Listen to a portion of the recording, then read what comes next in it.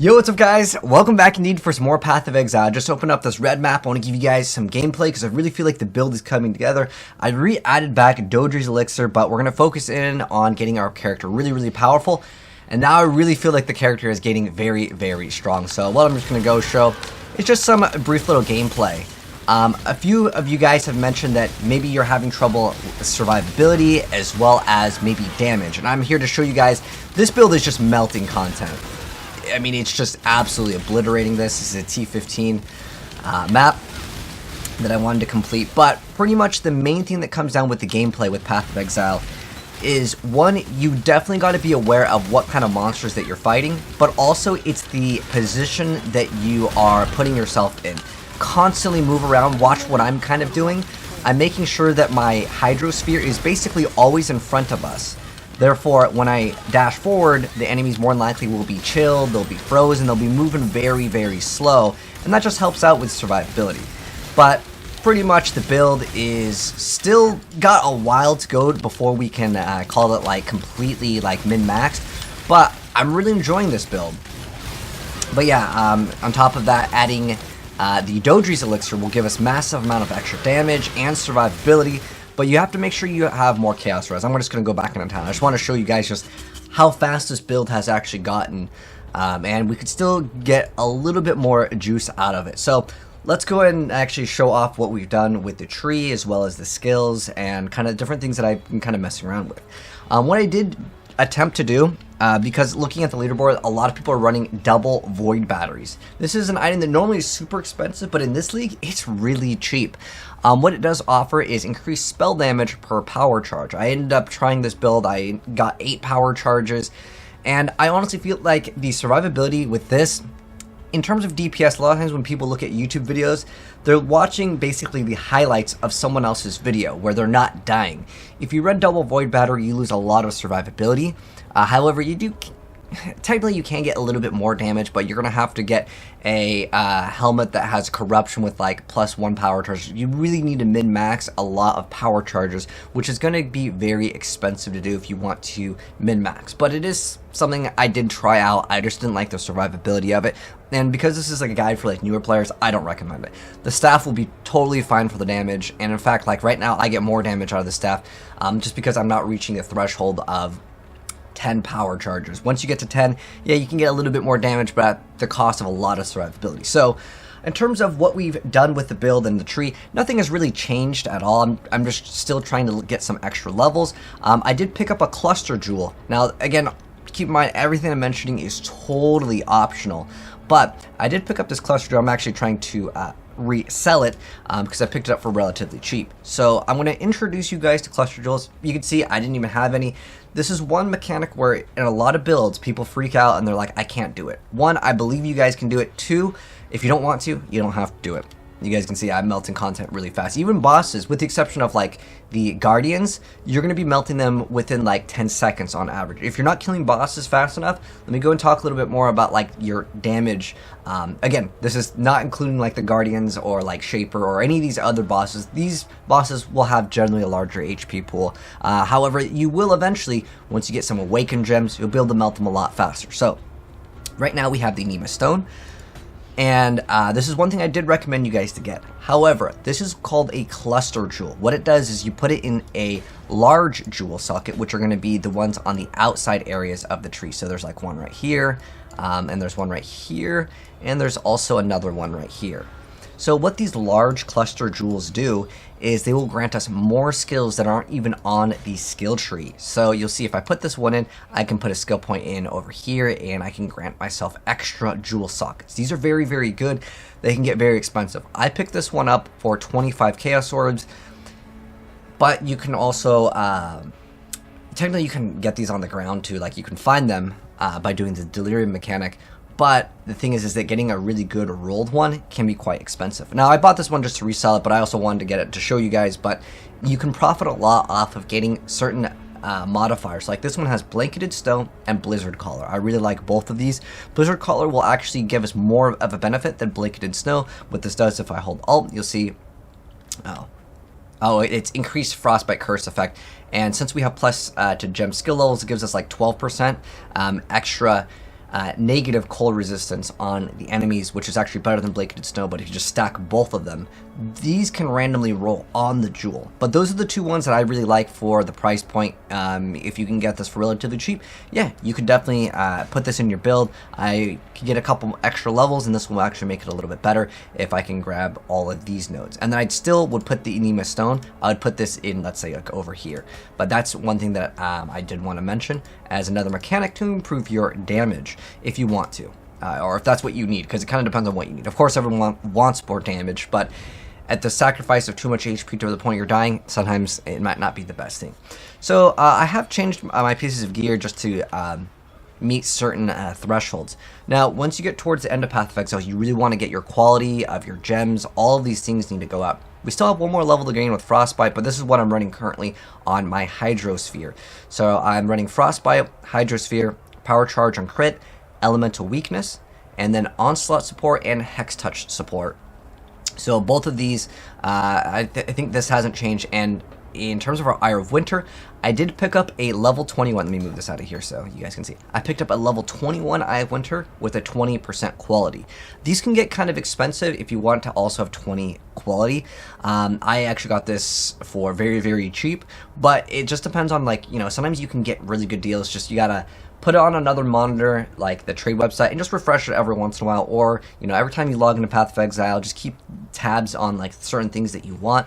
And you can get a level 21 Eye of Winter for a decent price sometimes as well. But the 20% quality may get a little bit more expensive, you know, depending on what you got in terms of your currency. That can factor in as well. But Eye of Winter, try to get this one to be level 21.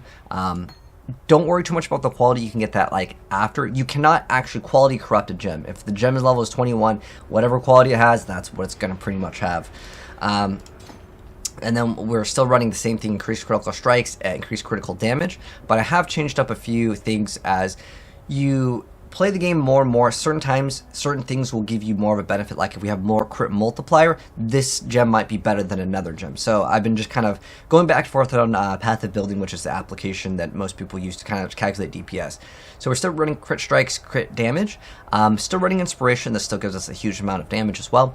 I have put Arcane Surge in here. This is a skill that we have used before, but I'm also just putting it in here again, as it just gives us different thresholds to hit. And then we have added cold damage. This one is also corrupted with a level 21 added cold damage. Now, if I did get the extra quality, this would be a lot more expensive, but again, you can purchase these for relatively cheap. It just depends on you know, how lucky you get. But that's what I'm running currently right now for my setup. Nothing else has really changed. Still running the Frost Shield, still running the Golem setup over here. For a while, and you guys might see in the gameplay, I was running the Flesh and Stone. That was giving me the ability to have blind on the enemies, but I've purchased a really good amulet called the Pandemonious. Now this amulet is relatively expensive. It'll be about 2 exalts at the moment of me making this video, but again, prices can fluctuate. Now this one allocates Whispers of Doom, which grants us that extra curse that we can apply to an enemy. In addition to that, I've swapped off of my boots the Wind Shrieks. So the Wind Shrieks were giving us that extra curse. Now I have it anointed again on my amulet. Even though we had the anointed of Whispers of Doom, then we swapped off, then we swapped back on. Sometimes that's just what you're going to do in Path of Exile, depending on what pieces of gear, you know, you can upgrade this piece of gear, but then you swap back to an older piece of gear. It's totally fine. Again, everything is just recommendation for you guys. Now I have blind on my amulet. So it has this ability where blind chilled enemies on hit. And it also has this elemental damage modifier, which is obtained by Catalyst. And I'm also starting to upgrade my ring over here with the Catalyst quality as well. So I've already talked about how we quality up our like weapons, our helmets, and like other pieces of gear, but you can also quality up your amulet as well as your rings. These are going to be done through Catalyst. Depending on what the Catalyst offers, you'll see that this one increases your elemental damage modifiers on a ring, amulet, or belt. But you can only have one of these. If you put in a different one, it's going to overwrite. Let's say this one over here, gives us extra resistance modifiers. This one's kind of expensive to upgrade. I didn't have a lot of these, but I could actually go buy them and make this go to 20 if I wanted to. In fact, I'll probably end up doing that pretty soon because I have some extra currency right now. But it's all about just min-maxing your gear, and that's just a way you can upgrade your gear without actually requiring to buy new gear. Like, it's just going to improve it. But make sure if you guys are using these catalysts that the item is actually worth investing into, because sometimes the catalysts, like the elemental ones, about 4 to 5 chaos a piece. If I'm going to buy 20 of these, I better make sure that ring is at least worth like an Exile, if that kind of makes any sense. But eventually what we want to do, since we are sticking with Shadow Stitch for now, I mean, ideally I get Pharaoh's Fur, but that's a super expensive item and I cannot afford it right now. I would like to get everything corrupted, because every single corruption on gear is increased maximum life and increased maximum energy shield, which works really well because it increases to our mana, shields, everything over here with the transfiguration of soul, body, and mind. These all scale up our bonus stats. That's why I love this helmet so much in combination with Shadow Stitch. But yeah, I would like to corrupt everything. This is going to be a very, very painful curse to like maybe lose if we Vol Orbit. So I would not recommend you guys to just start corrupting items because you have Shadow Stitch if you did purchase this item. Again, there's lots of other gear. I mean, you get a double influence, that could be great as well. But for the most part, for one Exalt-ish Shadow Stitch, because this item goes pretty low in price randomly, just because people want to get rid of it. Sometimes, depending on the modifiers, it can be relatively cheap. That's why I recommended you guys to get it. It's going to give you a lot of flat stats, and for a 6 link that's relatively cheap, I think it's good. But nothing too special with the gloves. Again, I'm just making sure that I have all my resistances maxed out at all times, and that does include chaos resistance. And then for our boots, the one thing that I got that was kind of nice on these were the cannot be chilled, which is awesome. But pretty much we're looking for the same stats on the gloves and the boots as we were for the longest time. It's just resistances, life, and yeah, that's what I got on my belt. I've been running the same thing for a long time. None of my flasks have changed except for I dropped the Rumi's Concoction because the granite flasks used to be a lot better. They'd give you 3,000 armor, and they have been nerfed. However, Dodri's Elixir over here, with the extra endurance charges, we get flat percent of physical damage reduction. I believe it's like 4, right? Let me just go type in endurance charge on my other monitor. I believe it's 4. Let me just double check on that. Yeah, so you get 4% additional physical damage reduction, and you get elemental damage reduction as well. So this can actually help out when a map says, for example, cursed with elemental weakness or anything that would reduce your resistances. But keep in mind, there is also reduced maximum resistance, which this won't help out against. But yeah, I really like this, also granting us frenzy charges. The power charges, we get power charge on crit anyways from our hydrosphere, which is something we set up a while ago. But I really like this a lot. It's really cheap to get a perfect one. The only important stats that I would look for is 3 frenzy charges and 3 endurance charges. But you have to be careful with this. This is an item where I will totally say it's optional. The reason why I say it's optional is because if you activate your Frost Shield, that drains about half of our shield. We activate our other Dodri's Elixir, that will also drain our life. So we lose 80% of our maximum energy shield, and we take 50% of that as chaos damage on use. So ideally what you try to do is you activate this when you're super safe, and then you're going to be regenning all of it because Shadow Stitch is amazing and it recovers our energy shield on the kills. So I really like this, but just be careful with this. If this gets activated and this is already activated, you could be, you know, in a bad situation. But I think overall it is definitely worth having Dodri's Elixir, but just be a little careful with it. At the end of the day is what you need to be aware of. But also, I want to mention, you can anoint the Whispers of Doom on it. You don't have to get it. You can run the old boots if you want to. Again, everything I'm mentioning is optional, but with Whispers of Doom, you also get increased damage. You get, right now we have plus 36% extra cold damage, and more importantly, the damage penetration and the blind. It's just a really good item for a lot of cold builds, and it is kind of expensive. But in terms of anything else to mention that is important on the build, we haven't really done anything with these skill points that I feel like is really important to mention. But just for the sake of, in case I made it be like remove 1 point somewhere else to facilitate something, there's what our current skill tree looks like. So now that we've gone over kind of what I've done for the build and other things, and if you do have a lot of currency, I recommend to get the Awakened added cold damage support gem. It's pretty expensive though, but again, you might be able to afford it. I just can't at the moment. But that's basically what we have done with the build in terms of our gameplay. Alright, let's go back in real quick and do the boss, and I'll show you guys some more mechanics. So this one's going to be witnessed by the Maven, so it will be maybe a little bit stronger, but I'm confident that we will be A-okay for the most part. This boss does have a lot of mechanics where it's like, hold on, you can't kill me, I'm going to do my thing.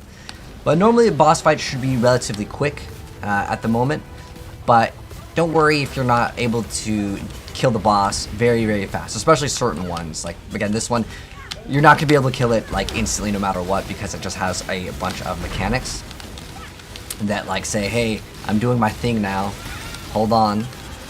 But if it is also witnessed by the Maven, which is something else we'll talk about later, you can make the boss fights more hard, but you'll be getting a new thing, a new mechanic. But there's just so much to teach with Path of Exile. The most important thing is trying not to die as you get super far in the game. A lot of things will do massive amounts of damage to you. You got to be aware of those mechanics.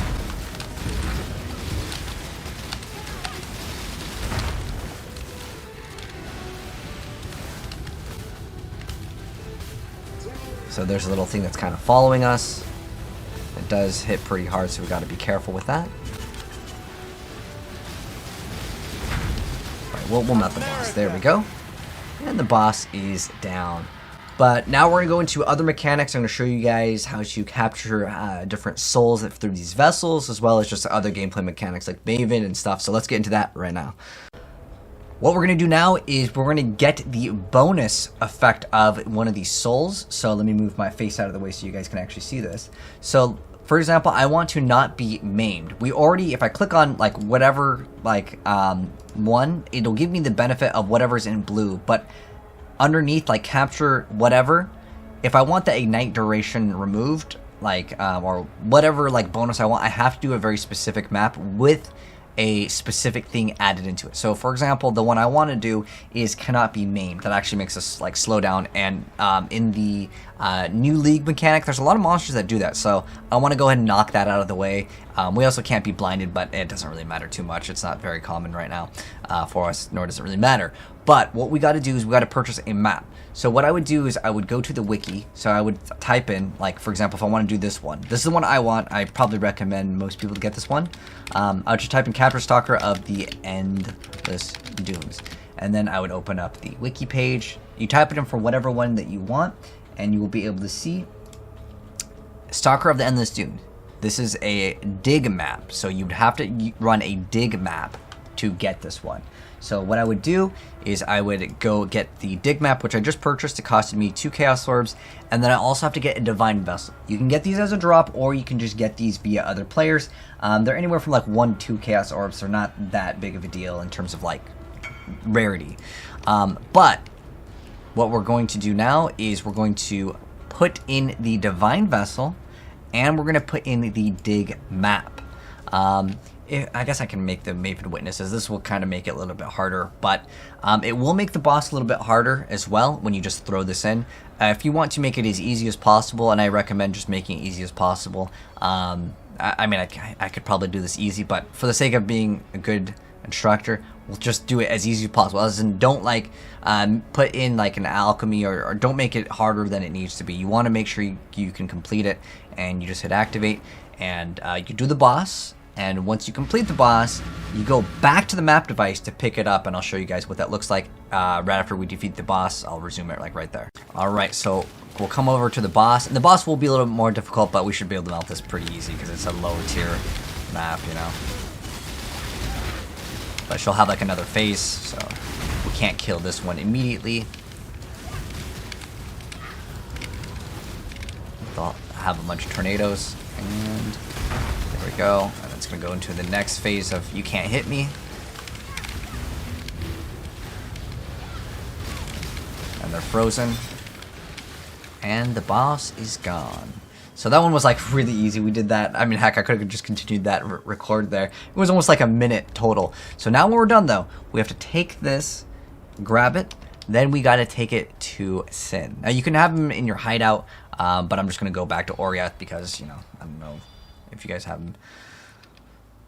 So just take it to Sin, talk to him, and then he will give you it completed. Now you'll see that this is in the blue text. So blue text means you get the bonus. So now we cannot be blinded or maimed. I only wanted it for the maim, but hey, another bonus. But that's how you capture the souls using the divine vessels.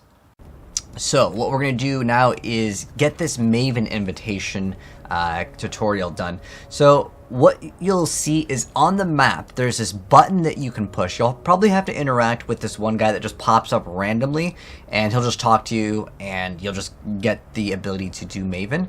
But in order to get some of the eyes to pop up, if I just go grab a map,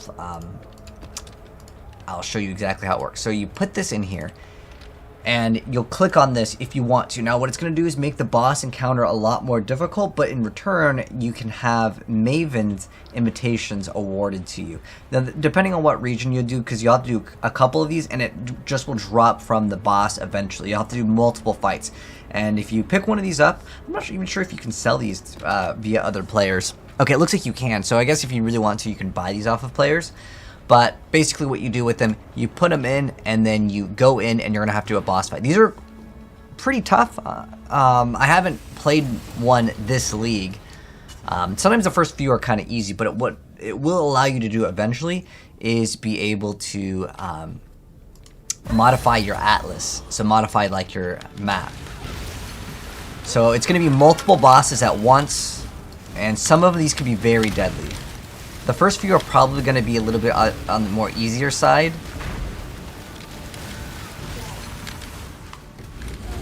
But when you go in and do some of these bosses, they will be very difficult because there's just so much going on. Okay.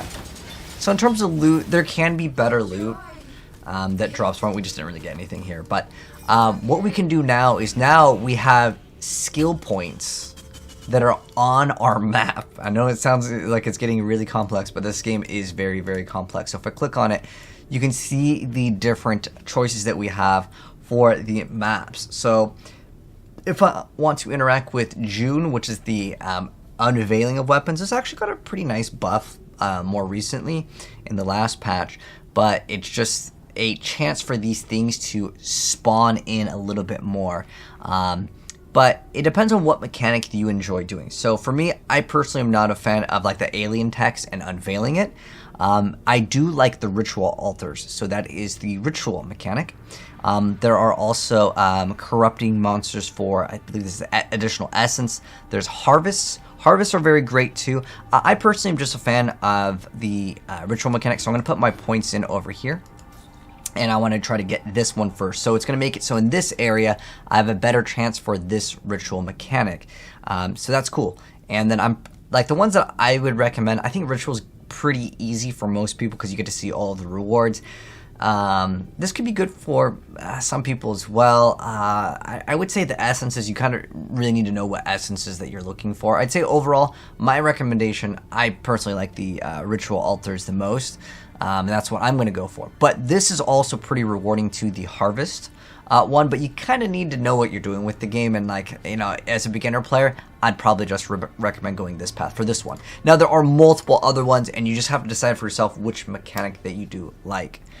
And that's going to pretty much wrap it up for this video, but don't worry, there's still so much to cover with Path of Exile, and there's so much extra damage and extra survivability that we will be getting in the build, but it's all a matter of getting the right amount of currency to invest into these other things. But thanks for tuning in for this one, drop a like on your way out, and I'll see you on the next video. Peace.